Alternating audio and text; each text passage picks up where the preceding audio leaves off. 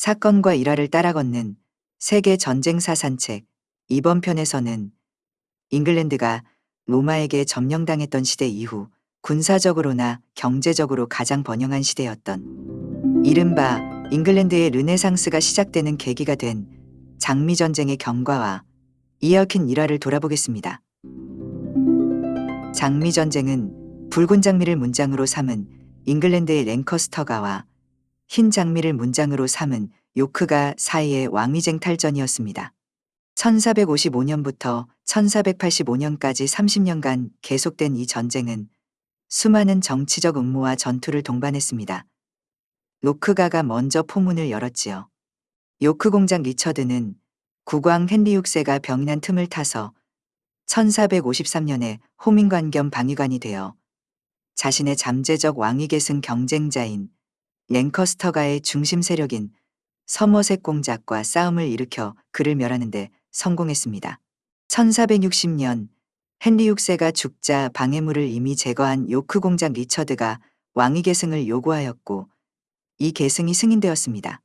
그러나 비록 서머셋 공작이 죽음으로써 세력이 약해지기는 하였으나 랭커스터가는 집안의 원수였던 요크 공작의 왕위 계승을 극렬히 반대하였습니다. 그리하여 두 집안 간의 증오와 갈등은 마침내 무력 충돌로 이어져 이번에는 서머셋 공작을 죽이고 왕위를 계승한 리처드가 전사하였습니다. 하지만 요크가도 가만히 있지 않았지요. 죽은 리처드의 아들 에드워드가 1461년 랭커스터가의 군대를 격파하고 아버지 리처드의 뒤를 이어 에드워드 4세로 즉위하는데 성공한 것입니다. 그러나 요크가는 바라던 왕위 획득에는 성공했으나 내분이 일어나는 것은 막지 못했습니다. 1483년 에드워드 4세가 죽자 에드워드 4세의 아들 에드워드 5세와 그의 동생이 에드워드 4세의 적자가 아니라는 명분으로 에드워드 4세의 동생인 글로스터 공작 리처드가 두 어린 왕자들을 제거하고 리처드 3세로 즉위하였던 것이지요.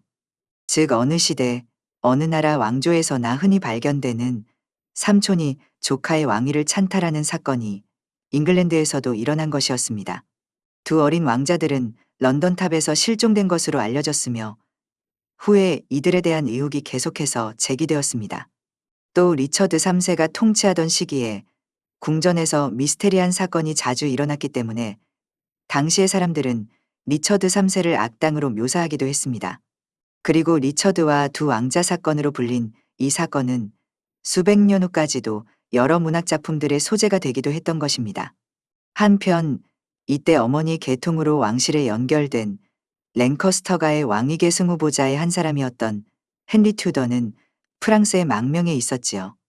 리처드 3세의 왕위 찬탈을 두고 볼 수 없었던 헨리 튜더는 마침내 망명지인 프랑스에서 귀국하여 1485년의 보스워스 전투에서 리처드 3세를 격파하고 헨리 7세로 즉위하였습니다. 헨리 7세는 자신의 왕위에 정통성과 권위가 부족하다고 여겨 왕국의 통합을 위해 많은 노력을 했습니다. 그러면서 그는 소규모 전투를 자주 벌여 그의 잠재적 정적들을 제거했다고 알려져 있습니다. 또한 헨리 튜더는 요크가와 랭커스터가 사이에 전쟁이 다시는 없어야 한다는 화합의 의미에서 자신의 문장을 흰 장미와 붉은 장미가 섞인 도안으로 정하고 튜더 왕가의 시조가 되었습니다. 이로써 장미전쟁은 끝나고 튜더 왕가의 시대가 열리게 된 것이지요. 적의 약탈을 막기 위해 농민들까지 모두 성으로 들어와 요새화된 성곽에서 수성전을 하던 중세시대의 전투 양상에 비추어 볼 때 장미전쟁은 파격적이었습니다. 중세의 기사도 전투는 적의 기사를 죽이기보다는 사로잡아서 몸값을 받으려고 한 전투였습니다. 그러나 장미전쟁에서 이런 전통은 깨졌지요. 또한 전쟁이 지속됨에 따라 농촌이 황폐해졌으며 그리 되면 토지를 소유하고 있었던 귀족들은 잃을 것이 많았으므로 단기간에 결정적인 전투로 결판을 내려고 시도했습니다. 100여 년 전 프랑스 땅에서 벌어진 100년 전쟁의 크레시 전투에서 많은 프랑스 귀족들이 잉글랜드 군병의 장공 사격에 의해 무너졌으며 쓰러진 많은 프랑스 기사들이 평민 병사들에게 찔려 죽은 바 있었습니다. 이 전투가 본보기가 되어 장미전쟁에서도 이런 일이 계속되었지요. 더욱이 에드워드 4세는 평민 병사들이 귀족들을 죽여도 된다고 공식적으로 허용하기까지 했습니다. 그래서 사로잡힌 귀족들은 모두 처형되었는데 설사 죽지 않고 전장에서 피해 나오더라도 귀족 타이틀과 영지를 박탈당했으므로 살았어도 가치가 없었다고 합니다. 한편 백년전쟁 때와 마찬가지로 잉글랜드의 지주계급은 기병이 아닌 보병이 되어 싸웠지요. 비록 중무장 갑옷이 신분을 나타내기는 했으나 지휘관들은 점차 상대적으로 훈련과 장비 비용이 값싼 보병과 경기병을 선호하게 되었던 것입니다.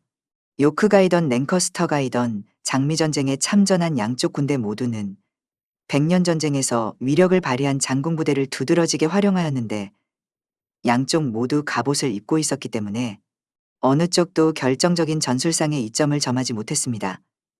한 가지 예외가 있었는데 요크 장군병들이 강풍을 이용해 최대로 먼 거리에서 랭커스터 군대에 피해를 준 일이 있었습니다.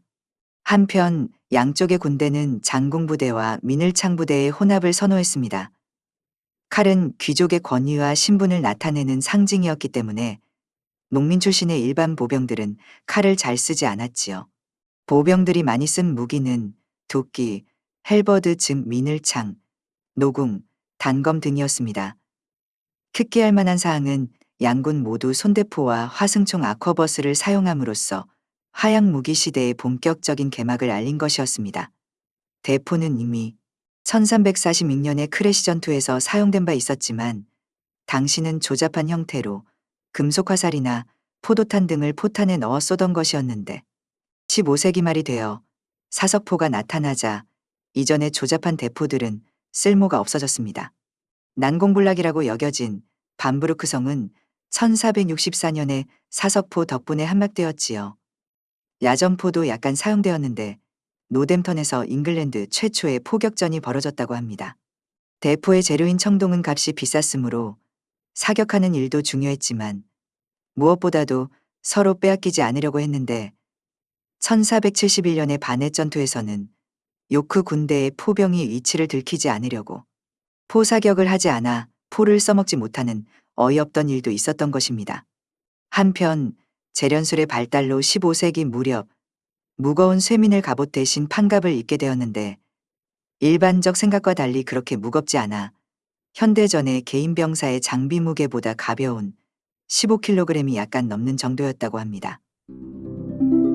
이전에 있었던 백년전쟁의 전성기를 지나면서 많은 전투 경험을 가진 병사들이 시업자가 되어 잉글랜드로 돌아와 일자리를 찾자 대부분은 자연히 지방 귀족들의 군대로 들어가게 되었습니다. 그리하여 지방 귀족 집안들 간의 싸움은 점차 자신들이 고용한 군대에 유지하게 됨으로써 잉글랜드는 점차 무질서와 폭력이 만연하게 되었지요. 군대를 유지하기 위해 귀족과 지주들은 연봉을 주는 형태로 기사를 고용했습니다. 에드워드 3세는 군주가 경험 많은 지휘관과 병사를 일정 기간 일정에게 고용하는 계약 제도를 발전시키기도 했습니다.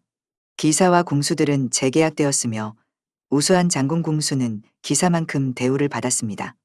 이런 제도와 사회적 분위기 아래서 잉글랜드의 귀족들은 왕의 권력을 위협할 수 있을 만큼의 군대를 유지했으며 자신들의 이익을 지키기 위해서 수시로 싸움을 벌였으니 그 대표적인 전쟁이 장미전쟁이었던 것입니다. 그러나 30년간 계속된 이 장미전쟁의 과정에서 자연스럽게 많은 제후와 기사가 몰락함으로써 튜더왕가의 시조가 된 헨리 7세의 잠재적 경쟁자들이 몰락해버리는 결과를 초래했습니다. 그래서 튜더왕가는 1603년까지 118년간 잉글랜드를 안정적으로 다스렸으며 특히 헨리 7세와 엘리자베스 1세의 통치하에서 잉글랜드의 르네상스로 불린 잉글랜드의 황금기가 시작되는 계기가 되었습니다. 잉글랜드는 로마에게 점령당한 시대 이후 군사적으로나 경제적으로 가장 번영한 시대를 맞게 된 것입니다. 지금까지 잉글랜드가 로마에게 점령당한 시대 이후 군사적으로나 경제적으로 가장 번영한 시대였던 이른바 잉글랜드의 르네상스가 시작되는 계기가 된 장미전쟁의 경과와 이에 얽힌 일화를 돌아보았습니다. 마치겠습니다.